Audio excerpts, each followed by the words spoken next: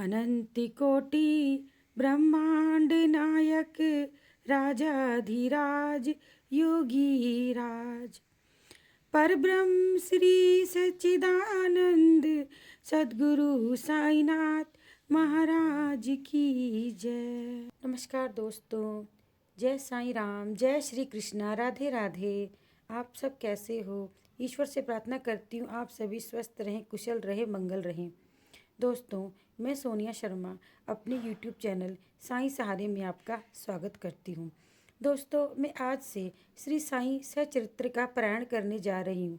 तो आइए आप भी मेरे साथ इस अमृत धारा में बहिए और इस मधुर कथा का रसपान कीजिए।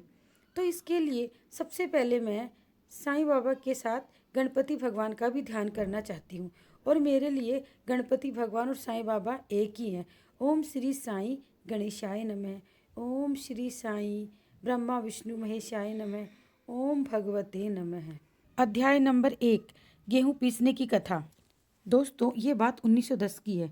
एक दिन प्रातःकाल श्री साईं बाबा सुबह जल्दी उठे और वो चक्की पीसने की तैयारी करने लगे। उन्होंने फर्श पर एक टाट का टुकड़ा बिछाया और उस पर अपने हाथ से पीसने वाली चक्की रखी और उन्होंने उसमें कुछ गेहूं के दाने डालकर पीसना शुरू कर दिया।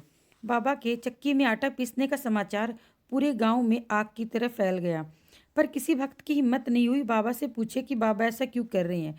पर 4 स्त्रियां थीं। वो बाबा के पास गई और बोलने लगी कि आप ऐसा क्यों कर रहे हो। उन्होंने बाबा के हाथ से चक्की का खूंटा छीना और उनकी लीलाओं का गायन करते हुए वो खुद ही गेहूं पीसना शुरू कर दी।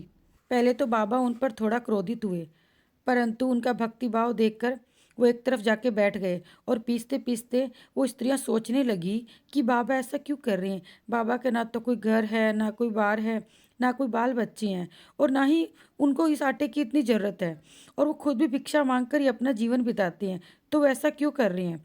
फिर उन औरतों ने सोचा कि शायद बाबा ये हमारे लिए कर रहे होंगे। तो उन्होंने क्या किया, गीत गाते गाते सारा आटा पीस दिया और आटा पीसने के बाद उसके 4 भाग कर लिए। उन्होंने सोचा ये सब हमारे लिए ही है, और वो औरतें अपना अपना आटे का भाग उठाकर जाने लगी। तब बाबा ने बोला, क्या तुम पागल हो गई हो? तुम किस लिए लेके जा रही हो? ये सब तुम्हारे लिए नहीं है, इतनी आसानी से थोड़ी उठाकर ले जाओगी। अच्छा, एक काम करो, इस आटे को ले जाकर गांव की जो सीमा है वहां पर थोड़ा थोड़ा बखेर दो। उस समय गांव में हैजे की बीमारी का बहुत ही प्रकोप था। उस समय लोग बहुत परेशान थे। तो बाबा ने क्या किया, उस आटे को गांव की जो सीमा थी उसके चारों तरफ बिखेर दिया। तो सब लोग सोचने लगे बाबा ने ऐसे क्यों किया, बाबा ऐसा क्यों कर रहे हैं, क्या इससे कोई बीमारी जाती है। बाबा लीलाधारी थे, पर उनकी लीला को कोई नहीं समझ पाया।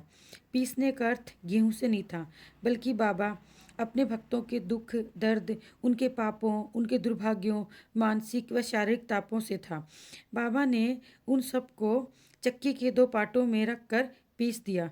चक्की के 2 पार्ट अर्थात इसका अर्थ भक्ति और कर्म से था।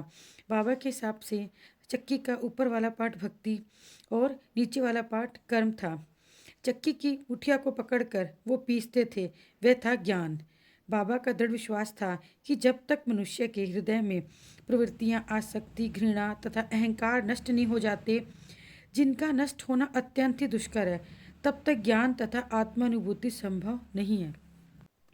ये घटना कबीरदास जी की एक घटना की याद दिलाती है।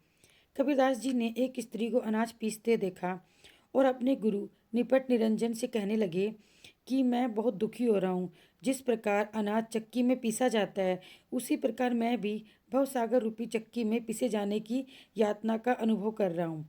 इस पर उनके गुरु ने उत्तर दिया कि घबराओ नहीं, चक्की के केंद्र में जो ज्ञान रूपी दंड है उसी को दृढ़ता से पकड़ लो। जिस प्रकार तुम मुझे करते देख रहे हो, उससे दूर मत जाओ, बस केंद्र की ओर ही अग्रसर होते जाओ, और तब यह निश्चित है कि तुम इस भवसागर रूपी चक्की से अवश्य ही बच जाओगे। ओम साईं राम। साईं बाबा शिरडी में लगभग 60 साल तक रहे और वे हमेशा अपने भक्तों के दुख दर्द ऐसे ही मिटाते रहते थे।